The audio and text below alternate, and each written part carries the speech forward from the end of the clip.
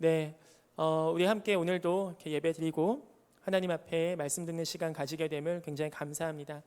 무엇보다 사실은 하나님께서 이 시간 우리가 함께 예배하는 이 모임 가운데 각 사람 안에 성령께서 역사하실 줄 믿습니다. 참고로 제가 지난주에 이제 시험이 끝나서 이번 주 한 주 동안은 월화수목금토 우리 청년들을 한 명씩 꼭 만나야겠다는 생각으로 아무도 시키지 않았지만 하나님께서 저에게 시키셨다 생각하고 신은호 대신반 기간을 선포하고 시작하였습니다. 이게 아마 방학 중에는 아마 계속 될 것 같아요. 그래서 제가 사는 곳이 수원인데 제가 지금까지 간 곳 중에 제일 먼 곳은 우리 수유리에 있는 강북구청이었습니다. 그래서 지금 제 생각에는 혹시 우리 군인 청년들 있다면 이 방송을 보신다면 만약에 신전도사 나 뭐 포항입니다. 뭐 어디 해남입니다. 네, 어디가 됐든 제가 타고 다니는 스파크로 갈 수만 있는 곳이라면 하나님께서 보내셨다고 믿고 갈 의향이 있습니다. 혹시 마음 가운데 전도사님이 나는 연락 안 주고 난 신방 아니라는 그 서운한 마음이 든다면 그 마음 주님께서 주신 마음이라 생각하시고 저한테 서운합니다 카톡 하나 보내시면 제가 바로 찾아뵙겠습니다. 아멘. 제가 신방을 하면서 우리 청년들과 함께 긴 시간이 제가 이렇게 뺏지 못하고 이렇게 점심 시간이나 혹은 공부하시는 곳 근처 가서 같이 만나고 이렇게 식사만 하고 그냥 간단하게 커피만 마시는 정도. 길게 하면 2시간이고 짧게 하면 30분밖에 못했지만 그 시간이 저한테는 굉장히 좋았습니다. 아마 저와 함께한 그 청년들도 좋았으리라고 생각합니다. 네, 고개를 끄덕이는 청년들이 아닌 것 같아서 마음이 살짝 상처를 받고 다시 시작하겠습니다. 저하고 같이 식사한 청년들도 좋았을 거라고 생각합니다. 아멘. 저는 말씀이 정말 살아있다고 믿습니다. 성경에서는 2명, 3명, 2-3 사람이 예수의 이름으로 모인 그곳에는 주님께서 함께 하시겠다고 예수님께서 직접 말씀하셨습니다. 비록 우리가 코로나 기간 동안에 다 같이 모이는 이러한 정규 집회나 예배나 이런 것이 점점 힘들어지고 무언가 계속하여 제약을 두고 지침 가운데 해야 되는 어려움이 있지만 코로나가 저희한테 준 선물 중에 하나가 초대교회 때 정말 보이지 않게 연결되어 있는 강력한 지하교회가 우리 이 시대 가운데 다시 한번 재현되기를 소망합니다. 자, 아멘이야. 그 다음 넘어갑니다. 아멘. 아멘. 네. 우리 가운데 사실 우리가 그동안 너무나 오피셜하고 공식적인 모임에서만 우리가 한가람 청년부인 걸 확인했다면 이제는 우리 가운데 정말 하나님 안에 삼겹줄에 끊어지지 않는 것을 경험하길 소망해요. 2020년, 2021년, 2022년 점점 지나가면서 정말 이 시대 어둠이 다가오고 참 많은 여러 가지 교회가 힘들어질 시기가 다가올 겁니다. 2030년에는 2040년에 우리가 지금 섬기는 유초등부 아이들, 유치부 아이들, 중고등부 아이들이 청년이 되고 어른이 되었을 땐 어쩌면 지금보다 더 교회 생활하고 신앙생활 하기가 쉽지 않았을 수 있습니다. 그때 우리가 지금 이 코로나 기간을 통하여 백신을 맞고 있는 이 시간이 정말 우리 한국교회와 전 세계 교회를 함께 섬길 수 있는 믿음의 자양분이 되기를 소망해요. 우리가 오늘 함께 말씀 읽은 이 고린도전서 9장에서는 7장부터 시작해서 바울 사도에게 고린도 교회가 편지로 계속 Q&A 하는 시간이었습니다. 네, 7장에서는 결혼의 문제에 대해서 바울 사도에게 질문을 했고 8장에서는 우상 숭배, 이 우상에 드려진 제물에 대해서 먹어야 돼요, 말아야 돼요? 이런 식의 질문이 바울에게 놓여졌습니다. 그것에 대한 답변을 바울이 하고 지금 9장에서는 어떤 얘기를 하냐면 1절 한번 가보세요. 내가 자유인이 아니냐, 사도가 아니냐, 예수 우리 주를 보지 못하였느냐, 주 안에서 행한 나의 일이 너희가 아니냐, 다른 사람들에게는 내가 사도가 아닐지라도 너희에게는 사도이니 나의 사도됨을 주 안에서 인친 것이 너희라. 이렇게 야, 나 사도야 라고 얘기하고 시작합니다. 이게 마치 뭐냐면 야, 나 사도야, 사도. 고린도전서 그 당시 고린도 교회 안에서 이러한 이야기가 있었어요. 야, 바울이 우리에게 복음을 처음 전해준 건 맞는데 고린도 교회에서 1년 6개월 사역했던 바울이 우리에게 처음 온 건 맞는데 바울이 사실 사도가 아니래. 이건 되게 중요한 거거든요. 그냥 그 당시에 사도는 12사도, 예수님과 직접 함께 다녔던 그 제자들 사도. 이 사도냐 아니냐가 굉장히 중요했습니다.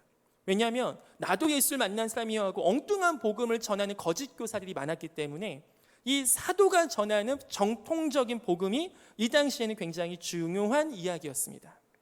근데 사람들이 얘기하는 거죠. 야, 바울 사도는 예수님 살아서 예수님 따른 제자가 아니야. 12사도에 속한 제자가 아니야. 그럼 바울도 사실은 수많은 거짓 교사들 중에 한 명일 수도 있어. 이런 식의 바울의 정통성을 의심하는 이야기들이 바울이 사도가 아닐 수도 있다는 이야기들이 고린도 교회 안에 있었기 때문에 이것에 대한 질문과 이것에 대한 이야기가 바울에게까지 전해진 겁니다. 근데 바울은 쿨하게 야, 나 사도 아니야, 이렇게 하지 않고 나 사도야 라고 강하게 이야기합니다. 제가 처음 이 부분을 봤을 때는 약간 어떤 느낌이었냐면 바울이 무언가에 조급하게 마치 아무도 자기를 잘생겼다 인정하지 않는데 다니면서 야, 나 잘생겼잖아 봐봐, 야, 나 잘생겼잖아 봐봐, 이렇게 얘기하면 약간 뭔가 우스워 보이는 상황이 될 수도 있는 거죠. 다른 사람이 자기를 증명하는 게 아니라 지금 바울은 자기 입으로 자기가 사도라고 합니다. 시간이 많지 않기 때문에 이 사도의 조건으로 보면은 그냥 간단하게 한번 정리하면 사도는 예수님과 함께 다녔어야 됐고 부활을 직접 목격했어야 됩니다. 그리고 예수님의 제자로 사도로 부르심을 받았어야 돼요. 그래서 사도행전 7장 이 8장 부분에 스데반의 순교와 바로 이어서 나오는 부분이 바울 사도가 다메섹에 가는 길에 예수님, 부활하신 예수님을 직접 만난 부분입니다. 나는 네가 핍박하는 예수라. 이 표현이 사도행전에는 분명히 드러나요. 왜 그렇습니까? 이것이 바로 바울 사도가 부활하신 예수님을 목격해서 그 사도의 정통성을 설명해 주는 부분입니다. 그래서 우리가 바울 또한 12사도와 함께 사도라고 인정하고 바울 사도가 전한 복음을 예수님께서 주신 복음이라 인정하는 겁니다. 오늘 그런데 바울 사도가 2절 보시면요, 약간 아주 조금 마치 고린도 교회 성도들에게 무언가 조금 삐친 듯한 얘기를 시작해요. 다른 사람들에게는 내가 사도가 아닐지라도, 야, 내가 100번 양보해서 다른 교회는 날 사도라고 인정하지 않아도 너희가 이럴 수 있냐? 너희는 내가 사도다, 내가 사도됨을 주 안에서 인친 게 뭐야? 그 열매가 뭐야? 바로 너희야. 바로 고린도 교회가 그렇게 처음으로 장기간 동안 사역했던 곳입니다. 바울 사도가 그렇게 사역하고 수고했던 고린도 교회에서의 복음. 그런데 우리가 알기에는 바울 사도의 원래 성격이나 원래 바울 사도라면 자기는 굉장히 낮은 자요, 굉장히 약한 자요, 죄인 중에 괴수라고 표현할 정도의 그 겸손한 바울 사도를 생각한다면 오늘 이 부분이 약간 부딪혀 보이는 거죠. 근데 왜 이렇게 강하게 주장했겠습니까? 그건 바로 바울 사도가 전한 복음 자체가 무너질 수도 있기 때문입니다. 바울 사도가 사도가 아니라고 인정을 해버리면 바울 사도가 전한 복음 자체가 그 당시에는 정말 그 거짓 교사들에 의해서 흔들릴 수도 있는 그 정통성의 문제가 시작이 될 수 있기 때문에 바울 사도가 여지를 두지 않아요. 그렇게 시작하는 부분이 오늘 9장입니다. 그런데 거기서 끝나지 않습니다. 9장 1절 보세요. 내가 자유인이 아니냐. 이 표현이 우리에게는 약간 어색할 수 있는데 이 당시에는 노예제도가 있기 때문에 자유인이냐 종이냐 이 부분이 좀 구분이 필요했습니다. 내가 자유인이다. 그리고 나서 4절 가보세요. 우리가 먹고 마실 권리가 없겠느냐. 우리가 다른 사도들과 주의 형제들과 게바, 여기서 게바는 베드로를 얘기합니다. 게바와 같이 믿음에 자매된 아내를 데리고 다닐 권리가 없겠느냐. 실제로 베드로는 예수님을 따르기 전에 이미 결혼을 한 상태였기 때문에 예수님께서 부활하시고 승천하시고 올라가시고 오순절 성령 임하시고 나서는 그 아내 되신 분과 함께 같이 부부가 함께 다니며 사역을 하셨다고 합니다. 기록에 의하면. 그래서 베드로는 이렇게 함께 부부가 된 채로 가정을 이루고 사역을 하셨습니다. 바울은 또 먹고 마실 권리를 행하지 않는다고 합니다. 아까 우리 이전에 지난주에 8장에서 보았겠지만 바울은 우상에게 드려진 제물이 그 고기가 시장에 나왔을 때 사람들은 저 고기는 우상 숭배를 했던 고기라서 먹으면 안 돼라는 그 이슈가 있을 때 우상이 사실 아무것도 아니기 때문에 자신은 고기를 먹을 수 있다 생각했습니다. 그리고 그렇게 얘기했습니다. 자기는 자유가 있다고. 그런데 바울은 안 먹겠다고 합니다. 왜냐하면 믿음이 연약한 자가 이걸 보고 실족할 수 있기 때문에 자기는 평생에 안 먹을 수 있다고 고백한 것이 바울입니다. 즉 자기가 먹고 마실 자유가 있고 권리가 있고 그것에 대해 마음의 양심에 거리낌이 없지만 이 바울 사도는 믿음이 실족할 수도 있는 연약한 자를 위해서 자기 스스로를 자유인이지만 그 먹고 마실 권리도 포기하고 어느 한 가정을 이루어서 그 가정대로 함께 사역하는 그 권리도 포기하고 마지막 세 번째 권리입니다. 6절 어찌 나와 바나바만 일하지 아니할 권리가 없겠느냐. 자기가 일하지 않을 권리. 왜냐하면 이 당시 사도들이나 복음 전도자들 같은 경우에는 사실은 복음 전하기 바쁜데 언제 자신이 또 자기 생업을 갖고 일을 했겠습니까? 그렇기 때문에 이런 예수님도 다닐 때 누가복음에 보면 여인들이 자신의 소유로 예수님을 섬겼더라 이런 표현이 나와요. 즉, 이 12사도들도 사역을 하고 다닐 수 있게 여기저기서 후원이라든지 헌금을 이 복음 전하는 자들에게 주었던 거죠. 근데 오늘 바울 사도는 그 부분마저 자기가 포기했다고 얘기합니다. 그 뒤에 내용들 보면은 사실은 율법에서도 그리고 상식적으로도 자기도 바나바도 함께 사역할 때 그런 후원을 받고 복음을 전할 수 있고 그것이 가능하고 마땅하다는 걸 얘기합니다. 그런데 오늘 바울은 그 권리마저 포기하겠다고 하고 바울은 실제로 천막을 만드는 일을 하면서 고린도 교회에서 사역을 하였습니다. 바울 사도가 오늘 왜 이렇게 무슨 생색내는 것도 아니고 자신의 권리를 포기한 부분을 왜 이렇게 강하게 이야기하는 것이겠습니까? 좀 고마워하라는 말일까요? 너네 어떻게 나한테 이럴 수 있어? 이런 얘기를 지금 바울 사도가 하는 거겠습니까? 그 이유를 우리가 그 뒷부분에 가서 함께 보기 원합니다. 19절 한번 가보시겠습니다. 19절 제가 읽습니다. 내가 모든 사람에게서 자유로우나 스스로 모든 사람에게 종이 된 것은 더 많은 사람을 얻고자 함이라. 바울 사도가 오늘 먹고 마시는 권리 포기하고 가정을 이룰 권리도 포기하고 세 번째, 다른 사람들처럼 이렇게 후원을 받아서 사역하는 그 권리도 포기한 그 이유는 바로 오늘 나온 것처럼요, 모든 사람을 얻고자 했던 바울 사도의 마음이었습니다. 왜냐하면 이 당시 고린도 그 당시 헬라 사회에서는 어떠한 직업이 있었냐면 말쟁이의 직업이 있었어요. 그래서 거리에서 마치 요새 그 버스킹을 말로 하는 그 버스킹도 있잖아요, 가끔씩. 그러니까 말로 버스킹을 하듯이 길거리에서 어떤 그 수사학적인 어떤 궤변을 얘기하거나 어떤 이론, 새로운 철학을 막 이야기하면 사람들이 몰리기 시작합니다. 그럼 그 모인 청중들의 수혜만큼 수입을 얻거나 그렇게 돈을 받거나 이러한 직업이 그 당시에 있었습니다. 그래서 바울 사도도 고린도 도시에서 복음을 전하고 사람들이 몰리고 그렇게 함께 또 헌금을 걷고 할 때 바울 사도도 고린도 사회에서 쟤는 또 다른 말쟁이구나, 쟤는 또 다른 수사학을 갖고 왔구나, 또 다른 철학을 갖고 와서 설명해서 그걸로 벌어먹고 사는 애구나, 이렇게 오해를 받을 수 있던 거예요. 그래서 고린도 교회, 고린도 도시에서 이 바울 사도가 그렇게 돈을 받거나 그 어떤 후원을 받게 되면, 스폰서가 생기게 되면 스폰서들이 그런 것도 시켰어요. 예를 들어 제가 돈이 많습니다. 근데 보니까 우리 경건 형제가 말을 굉장히 잘한다고 치면 실제로도 잘하지만 경건 형제한테 제가 돈을 주는 겁니다. 그리고 자, 신은호의 지금 나이가 35년인데 신은호 35년사에 대한 찬양시를 써오십시오 하면은 제가 그 스폰서니까 돈을 주고 경건 형제는 그걸 써와서 해야 돼요. 이런 식의 어떤 개인들을 찬양하고 예찬하고 이러한 그 직업이 있었어요. 그랬기 때문에 더더욱 바울 사도가 그러한 직업으로 오해받을까 봐, 이 복음이 단순히 또 하나의 철학이나 이 복음이 단순히 또 하나의 궤변으로 오해받을까 봐 그러한 모든 오해를 불식하기 위해서 그 고린도 도시에서는 연보를 받지 않고 바울 사도가 그냥 자신의 생업으로 자비량으로 섬겼던 겁니다. 바울 사도가 왜 이렇게 할 수 있었겠습니까? 바울은 진짜 고린도 도시를 사랑했던 겁니다. 바울은 진짜 고린도 교회를 사랑했던 거예요.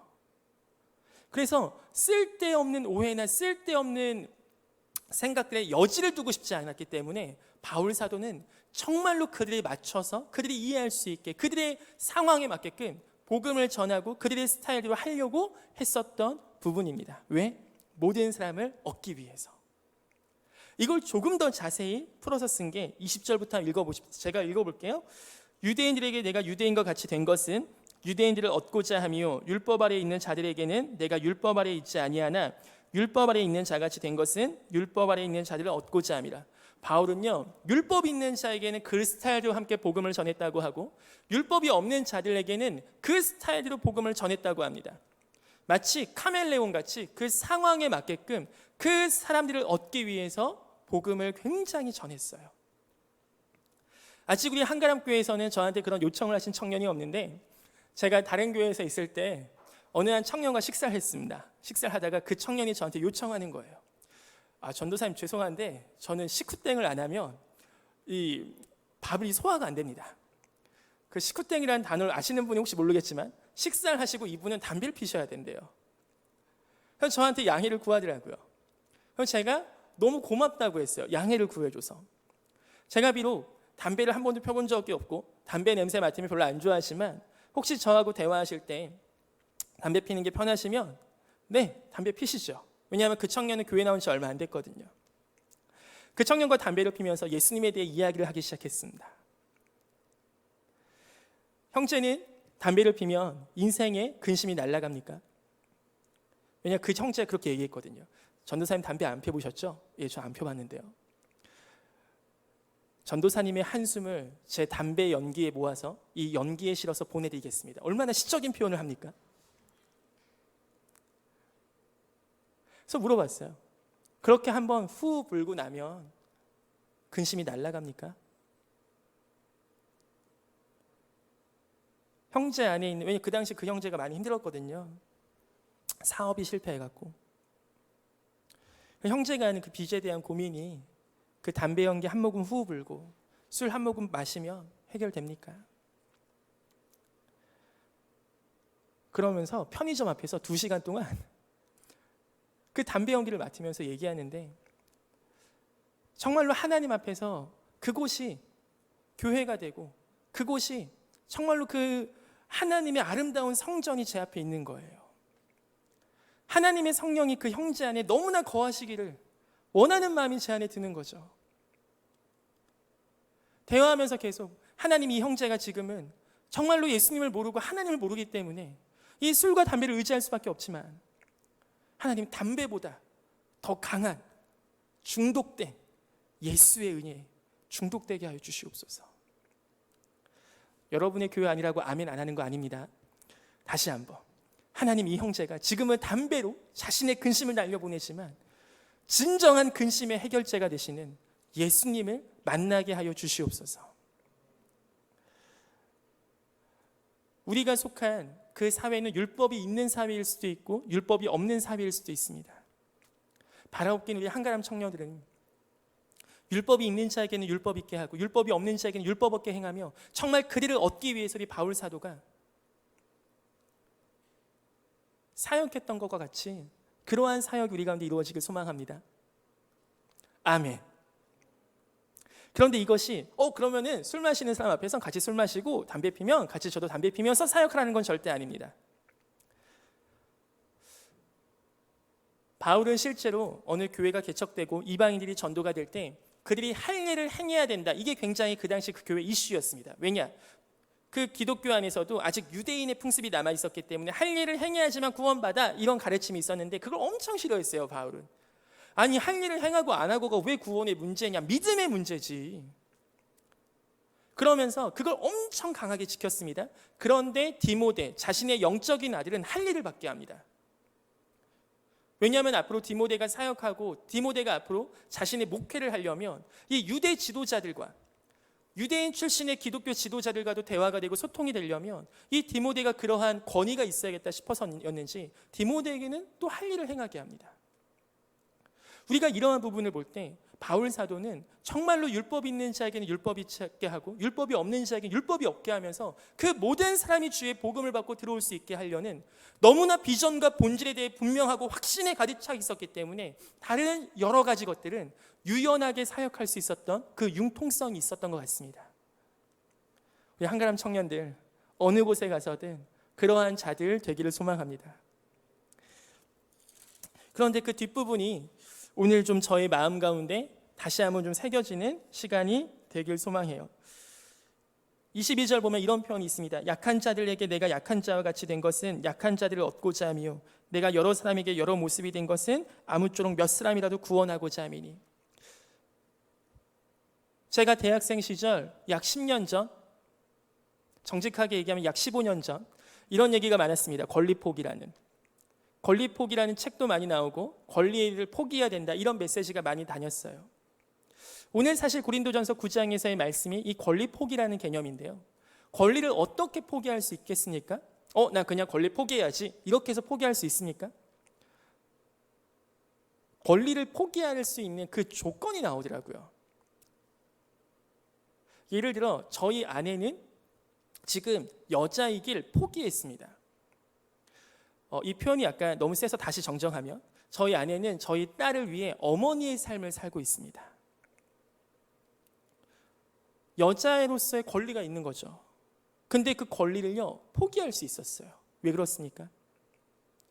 여러분의 부모님들 한 소년이길 한 청년이길 포기하신 겁니다. 한 소녀의 삶을 포기하신 거예요.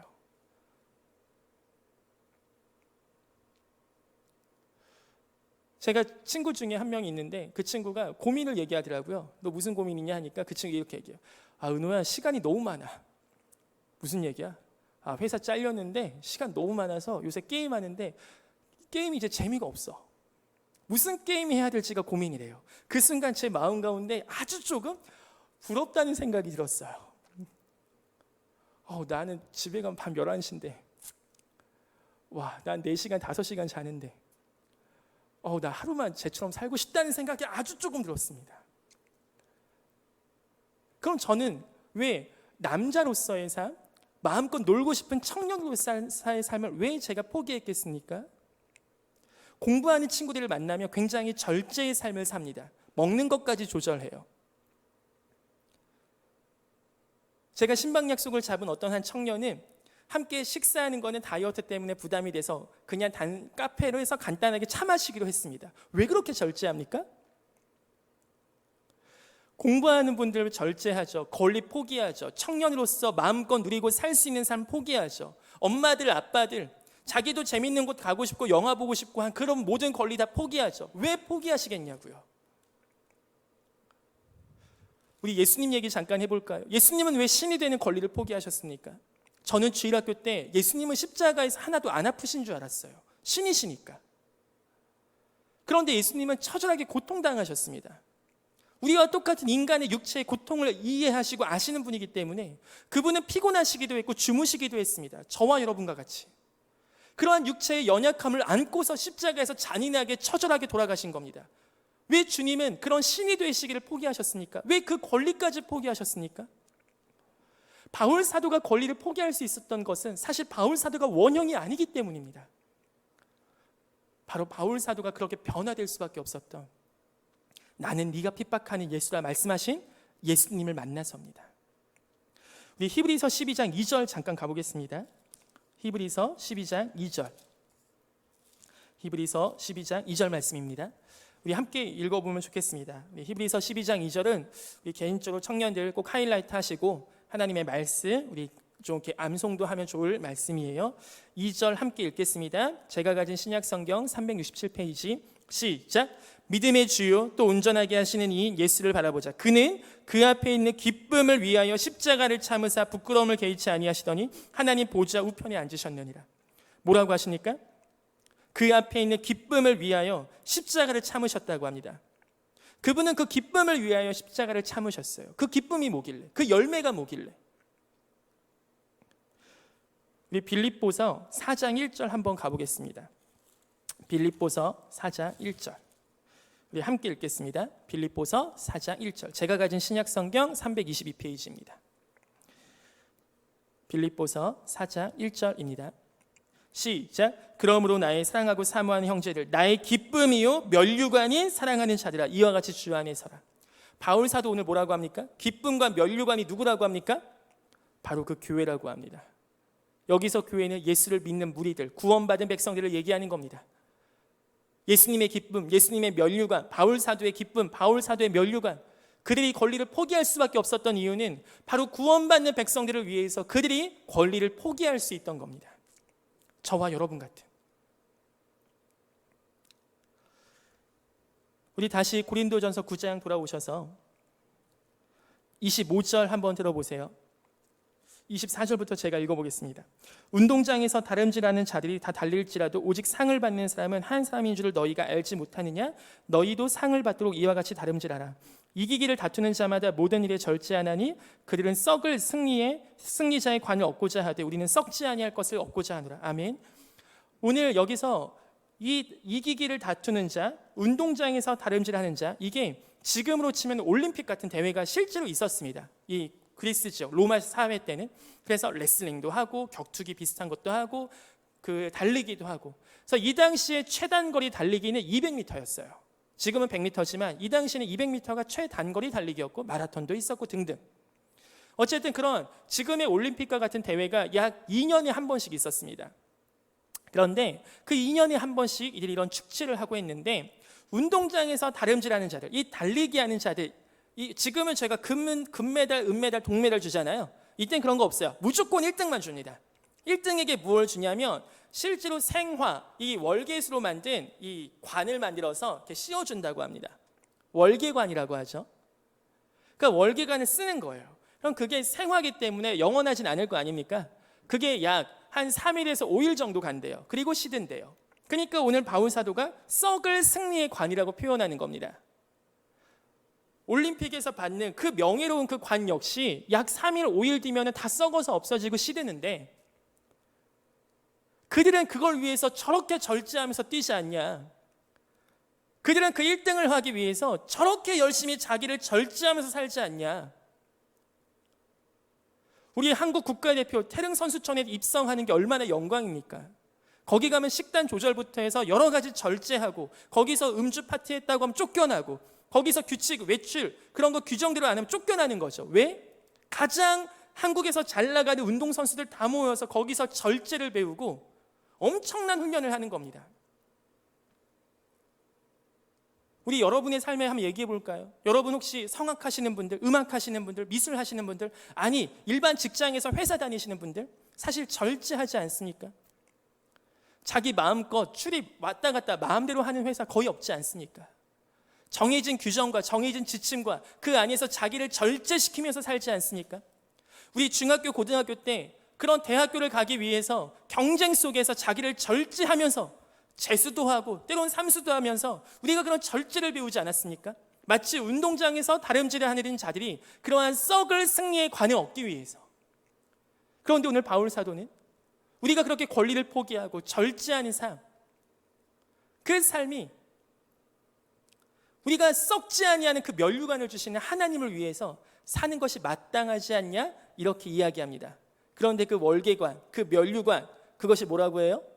저와 여러분 같은 구원받은 백성들입니다. 우리가 여기서 좀 마지막 마음을 정리하고 기도하는 시간을 가졌으면 좋겠습니다. 자신의 사도권을 의심하고 자신의 사도권에 무언가 의문을 다는 고린도 교회에 바울 사도는 마지막 자기의 그 9장에서의 결론이 뭐냐면 너희가 나의 면류관이고 내가 이 면류관을 위해서 이렇게까지 달려왔고 우리 모두가 그런 절제하는 삶과 권리를 포기하는 그 기쁨을 위해서 사는 것이 마땅하다 이야기합니다. 저와 여러분을 위해 우리 하나님께서 신이 되는 권리를 포기하셨습니다. 고통 안 당하시고 그냥 말씀으로만 내가 용서해 줄게 이런 모든 걸 다 포기하셨어요. 그분이 그냥 인간의 방법으로 오셔서 인간의 방법으로 죽으신 겁니다.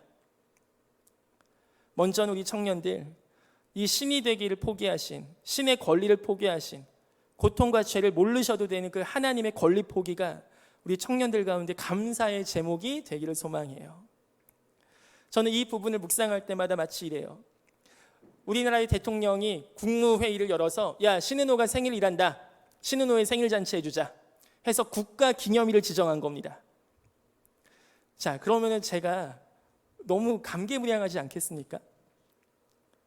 사람들이 오늘 왜 쉬어? 오늘 왜 쉬어? 아 신은호가 생일이래. 대통령이 그래서 지정했대. 특별 공휴일로. 그럼 막 문자가 오겠죠. 카톡이 오겠죠. 고마워. 네가 생일이어서 우리가 쉬는구나. 대통령이 그러지 않아도 되고 청와대가 그러지 않아도 되고 근데 그들이 나를 위해서 그렇게 해줬대요. 그럼 그 자체만 너무 고맙잖아요. 뭐라고 표현할 수 없는 감사함이 제 안에 있잖아요. 그런데 하나님의 아들을 그렇게 해서 죽이신 거예요.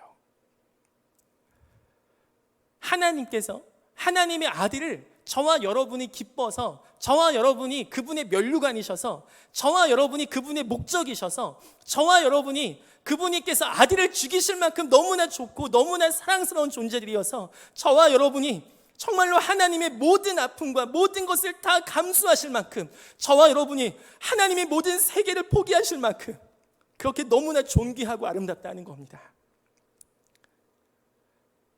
그게 바로 저와 여러분입니다.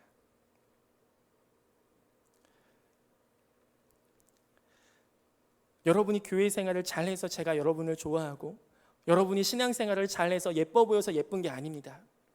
그냥 여러분은 예쁜 거예요. 여러분이 교회를 잘 다니셔서 주일학교 교사 열심히 섬기셔서 하나님이 여러분을 사랑하시는 게 아닙니다.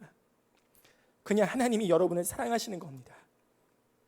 그게 그분의 결정이고 그분의 언약이고 저와 여러분의 그 어떠함 상관없이 그 권리 포기를 경험하셔야 됩니다. 교회는 그 권리 포기를 알려주는 곳입니다. 여러분을 써먹으려고 하는 곳이 교회가 아니에요. 교회는 정말 그렇게 바울이 오늘 고린도 교회 얘기하는 것처럼 내가 그렇게 절제했고 내가 그렇게 모든 권리 다 포기한 그 이유, 너희 한 명이라도 더 얻고 싶었어. 너희 한 명이라도 더 구원받고 싶었어. 우리 청년 리더들 쉴 수 있는 권리가 있죠. 청년부 아니어도 이것저것 섬기는 리더들 자기 조언들 챙기지 않아도 되는 권리가 있죠. 자기들도 쉬어야죠. 자기들도 학생이고 자기들도 직장인인데 그럴 권리가 있죠. 근데 그럴 권리를 왜 포기하고, 왜 토요일날 미리 나오고, 왜 심지어는 자기 돈을 들여서 신방까지 하고, 왜 그렇습니까?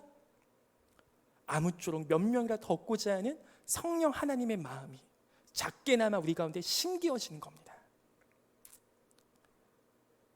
우리 주일학교 교사들 이 바쁜 주일날 오전부터 나와서 이렇게 섬기고 왜 합니까? 왜 그 자신이 쉴 권리를 왜 포기합니까? 바로 우리 안에 권리 포기를 먼저 하신 하나님의 마음 우리 안에 있는 겁니다. 우리 사랑하는 청년들 두 가지를 기억했으면 좋겠습니다. 하나는 저와 여러분 우리 모두는 하나님께서 권리를 포기하실 만한 그런 귀한 존재들이요 기쁨이요 면류관인 줄 믿습니다. 우리는 하나님의 수단이 아니고 하나님의 목적인 줄 믿습니다. 두 번째 기억할 것은 그 권리 포기를 경험한 우리들이 이 세상을 향하여 권리를 포기해야 될 줄 믿습니다. 우리도 싸울 수 있는 권리가 있고, 우리도 욕할 수 있는 권리가 있고, 우리도 복수할 수 있는 권리가 있고, 거절할 수 있는 권리가 있습니다. 그런데 어린 양이 도살당하는 곳에 가서 아무 소리 안 하시고 죽으신 예수님과 같이 그냥 세상에서 억울하고 죽는 겁니다. 엄마는 딸에게 상처받고 그 딸에게 돌려주지 않습니다. 부모는 자녀에게 상처받고 그냥 그 상처받지 않을 권리, 부모에겐 그런 거 없는 것 같습니다. 이번 주에 제가 우리 딸 소혜에게 상처받을 일이 하나 생겼죠. 아빠 저리 가, 아빠 저리 가, 아빠 오지 마, 아빠 오지 마. 왜냐면 자기가 뽀로로를 지금 봐야 되는데 아빠가 오면 뽀로로 안 보여줄 것 같아서 아빠 오지 마, 아빠 저리 가, 아빠 나가, 아빠 나가. 이거를 한 1분 동안 계속 하는 거 울면서 내가 지금 왜 이 고생을 하는데, 내가 이 돈을 왜 벌고 있는데, 내가 저거한테 먹인 그 깎아가 얼만데, 내가 새벽 3시에 지금 어딜 갔다 왔는데, 이런 생각하면서 제가 상처받고 소에 앉혀놓고 상처 주겠습니까? 야 너 나한테 오지 마, 너 나한테 오지 마. 안 하는 거예요. 왜? 저는 저의 권리를 모두 포기한 거죠. 그게 부모와 자녀 간의 관계라면 하나님과 우리의 관계가 그렇다고요. 예수님께서 십자가에서 받으신 모진 상처와 모진 고난을 다 기억하셔서 우리에게 돌려주지 않는다고요. 오히려 거기서 용서를 선포하셨어요. 아버지 쟤네 용서해 주세요. 뭐 하는지 모르고 하는 겁니다. 이런 말도 안 되는 가불관계가 어디 있습니까? 이런 말도 안 되는 슈퍼울이 어디 있어요?